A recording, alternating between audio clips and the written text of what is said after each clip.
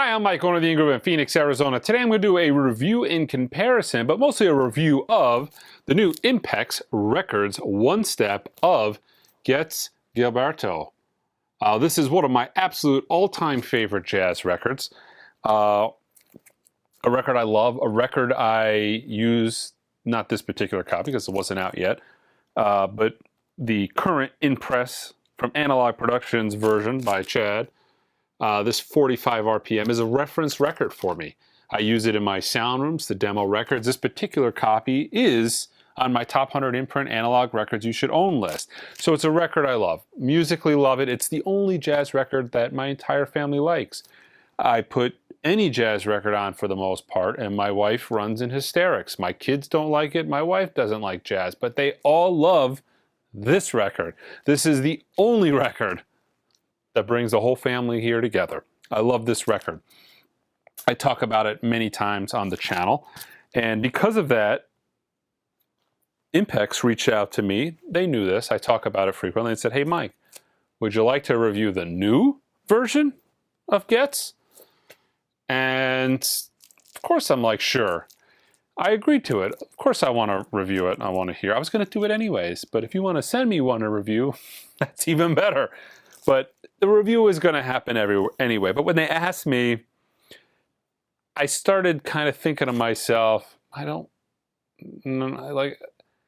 started having almost second thoughts. I was going to do it anyways, but I thought about it and I'm like, I like Impex. I like the records they make.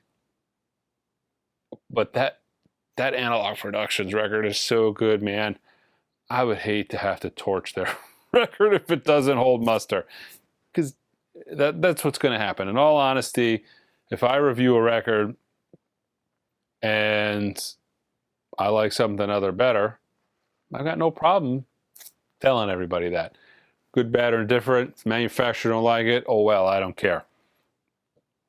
That's what it is. But I thought about it. I'm like, man, I really love those folks over at Impex. I hate to torch their record. I hope it's really good. But in the back of my mind, I'm thinking to myself, I don't think they're going to be able to put out anything better than the 45 RPM from Analog Productions. That was my whole thought this whole time, months and months. This has been a work in progress for like a year.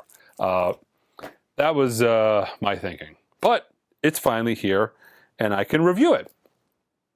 And I'll tell you all about the sound quality, and I'll also tell you about some of the other ones I've got. I've got, of course, the Analog Productions 45 RPM. I've got the 33, but in my 3 days of listening to and reviewing this, I left that at the store. That's the current imprint Analog Productions series, you know, the 33 Verve series title. At 33, they do it at 45 as an AP title. I've got an original stereo. I've got an original mono. I've got the Kevin Gray cut, speaker's corner, and that's it. But let's talk about them. And I'm going to show you guys the record first, and I'll kind of talk to you about it, because there's some issues with this. Some well-known issues. So let's get into the Getz weeds. And by weeds, this record comes with a disclaimer. Let me find the disclaimer. Impex was very forthcoming with a technical note from Bob Donnelly. So it includes the master tapes, and it talks about it. But essentially what it's saying in this, and I'll read it, break it down to you, is the original 3-track tape was used to cut. They did live from 3-track, Phil Ramone, kind of like Bernie Grundman was doing in the 90s. The Kind of Blue for classic records was cut direct from 3-track, to where you actually mixed and recorded a lacquer, you know, cut a lacquer live from the 3-track. In this notes, they're saying that's how the original was done. Subsequently, The Girl from Ipanema takes off. It's a huge smash hit, worldwide hit. They obviously aren't going to be doing Phil Ramone cut direct to 3 tracks for every recut. So what do? Phil Ramone creates a 2-track master. That 2-track master was what was used back in the day to cut the record. The 2-track master at this point is in rough shape. There are defects, and they mentioned there's a dropout, there's some wow and flutter. The tape is not in the best shape. This is prevalent on Chad's reissue as well, the 45 RPM Analog Productions reissue. It's just a known quantity. It's there. Unless you're looking for it, almost nobody, I think, is going to hear this. But if you're listening for it, if you know what things, if you know where things are, you'll hear that little blip, or you'll hear something like, oh, okay. But I've never found it to be wildly distracting. It's not like the Doors Electric Recording Company, oh my God, your head explodes. Like, what the hell what happened here? I mean, but you could tell there's some issues, and they discuss that here. One of the things that's different here is the original. This is where you get into the weeds. The original stereo copy, the true first pressing of this record, the one that they're saying was cut direct from the multi-track, live cutting, Ashford's vocals are on the right. When they went back and made the original master tape, though, it was made to where Ashford's vocals were now on the left. But they subsequently still released things where Ashford's vocals were on the right, even though the tape had it on the left. I think that was to kind of follow suit. But there's multiple versions throughout the years where Ashford's on the left and Ashford's on the right. Phil's not alive. We can't really tell what's going on. We don't know. All we know is the true first pressing of this record, Ashford's on the right. The channels on the master tape that was, made from the 3-track have Ashford on the left. Chad chose to go with what Analog Productions chose to do at the 45 RPM and the 33. They chose what was on the tape and put Ashford on the left. When I spoke to Impex, Impex wanted to do what was on the true first pressings, which is Ashford on the right. Truth be told, that really doesn't matter. Doesn't, if you don't know, you would would it ever, if you didn't know Ashford was supposed to be on the left or the right, But a lot of people for a lot of years have been going into the weeds on this particular record and how it's supposed to be. It's tough to really say. All I know is although this is a slightly different cover, but the disc in this is a true first matrix, and Ashford's on the right. Okay, so yeah, that's the technical jargon. There it is. Let me show you the actual presentation. So you've got, this is kind of a yellow slip cover. They're numbered to 7,500. I got 1,001. They're numbered to 7,500. You've got a real thick Stoughton. I'm sure this is Stoughton, but if it's not, it's that Stoughton style jacket, right? So you've got a Stoughton cover.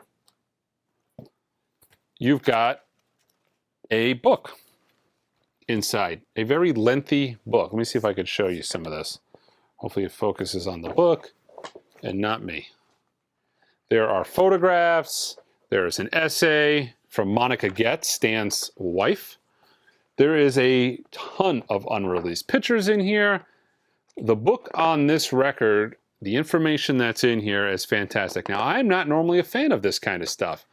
I buy records for the vinyl disc. That's what I want. I want to listen to it. I don't really care for a lot of tchotchkes.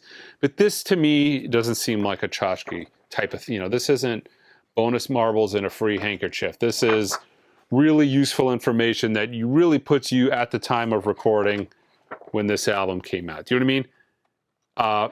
I talked to Abby at Expona last year when they were doing, you could listen to test pressings of this record a year ago. And she talked to me about, she flew to Monica's house. She interviewed Monica. They were going through drawers. They were looking for photographs. The effort that went into this particular release is really nutso. I mean, this isn't, labels don't typically go to the relative's house and start digging through drawers. Not only that, I met Stan's son at Expona because Impex flew Stan's son, I think, brain fart, Nicholas. I want to say his name is Nicholas Getz. Hopefully I'm right. But he was there. He was talking about the record. So, that's not a very common thing. So that was cool. They went through a lot of effort. They brought the son, and the whole family was behind this project, right? They brought the son in. They flew over to the ex-wife's house. A lot went into making this particular package. But, truth be told, none of that really matters if the record sucks, right? Because no one's going to pay $130 for this to read the book. Maybe a few people will, but most people are not going to pay $130 to read the books. Well, how does this sound? Okay, so the very first thing I noticed when I put it on, I was a little nervous because you can hear the defects, and you can hear them a little bit more in this than you can the Analog Productions 45. And I started listening a little bit, and The Girl from Ipanema is one of those tracks that has the most issues, right? And I know where every defect is in my mind because I know this record inside and out. So I'm like, okay, the first solo kicks in, and there it is. And I noticed it more with the Impex release, and I thought to myself, well, that's not good. But then the more I listened to it, it was like, I noticed more of everything in this record. Every instrument you hear better. The musical separation, the detail. By the way, this was cut by Bernie Grundman. This is also a one-step, meaning lacquer to stamper. No mother, father, stamper. So there's 3 generations closer to the master tape, mother, father. Yeah. So 2 generations closer to the master tape, excuse me. No mother, no father. So 2 closer generations. But everything sounded, forget about the EQ, I'll talk about that in a minute, but every speck of information of every voice, every musical note, every bass note, every aspect of this record was so much more detailed. The more I started listening to it, I'm like, wow, that's crazy. So then, like, I ran and I grabbed my Analog Productions and I went back and I listened to that and I'm like, wow. And it's like, and I'm going back and forth and I'm like, that's amazing. And it's like, wow, listen to the cymbal action on that. And you can hear every note and how it rings out. And I was blown away. Yes, you can hear more of what's wrong with the record, but I guess that makes sense. How do you take an analog record and make everything sound so much, how do you get so much closer to the master tape? How do you make it sound to where how does everything become more revealing but not the flaws? And that made sense to me. And I'm like, thought to myself, I'm like, well, every aspect of this record is better. And I will just say that. So it's unbelievable. I'm shocked. I really didn't anticipate this being a home run. I really didn't. I was nervous for them. Like, oh man, it's just like, there's certain things, like, there's really good copies of a particular record. And it's like, do you want to put that out? When I see a reissue of something and I'm like, boy, there's a Kevin Gray Cunt Music Matters record. Do you really want to put that out? Or there's Analog Productions did that. I don't think it was, and that's amazing. I don't really think that's a good idea. So that was kind of what I was thinking here with this. But everything sounded so much better. Now let me talk about the EQ choices, the overall vibe of the record. That is the biggest differentiation between the Analog Productions versus this. There is a little bit more bite on the Analog Productions. Everything kind of is a little bit more aggressive. So the vocals are a little more aggressive. The horn is a little more aggressive. It kind of has more of a bite. That's the best way to describe it. But in this particular record, that doesn't really work. And I didn't realize it until I was listening to the 2 of them back and forth. In this particular record, it is such a laid-back, whiskey in hand, smooth record that the even keel presentation is just better. Astrid's voice sounds better when it's presented in a manner that's just smooth and it just flows. The aggressive nature, although I never noticed it, I never thought anything of it, never was even something that I even dreamed about, because this was so much better than every other version I ever heard. That aggressive nature just kind of never dawned on me until I heard Bernie's version of this, and I was blown away at just how much more it jived. And I'm like thinking to myself, it's like, man, I started like second guessing myself. Is that possible? Like, let me get a second opinion. So I do what I do typically. Like, I really don't want to, like, I start listening to a record and I kind of think to myself, is it possible that that's the way it really, like, did I hear that right? So I put it on. There's other people in my house. I've got a wife who knows squat about records, could care less if so-and-so's record sounds better than so-and-so's record. She just doesn't care. It doesn't bother her. She tells me how it is when it comes to records or anything else for that matter. But I didn't tell her anything. She didn't even know what she listened to. But I brought her in and I played her the Impex version, and I played her the AP version. I played each copy twice. She didn't know what it was. I went back and forth. And the EQ choices are what she noticed the most. She's like, that's so much more pleasant to listen to, the Impex. It's so much more, she didn't really know how to describe it, but she was saying, it's so much smoother, and it's so much, she's really particular on sibilance. Any type of sibilance just doesn't like it. And the EQ choices of the Impex were just so much better. And I just said, what do you like better? And it's funny because little does she know, she's listened to the other version, the 45 RPM, probably 100 times in the store, and she's always liked it. Never said anything bad about it. But when I put the Impex on and I listened to it back and forth, she's like, no, I don't like the other one. She goes, the first one is so much better. I like the first one, which time, I tried fooling her. Like, no, the first one is so much better. No, that's the one I like. I don't want to hear that other one no more. It was like, it's crazy because I'll tell her tomorrow, but she's listened to the other one 100 times. But after hearing the Impex, it is so much better. It truly is. So I highly recommend it. I think a lot of people are going to come to the same conclusion. This is an amazing record. This is a historical record. This is one of the top 10 jazz albums of all time. This is a must-own jazz record. And this is, to me, the definitive version of this album. So I'll talk about some of the other records I have. The original stereo is nice, but I've got the cleanest copy I could find of this record, and the noise, and it just doesn't hold a candle to what's out there, whether it's the AP version, the Analog Productions, or the Impex. It really, truly doesn't.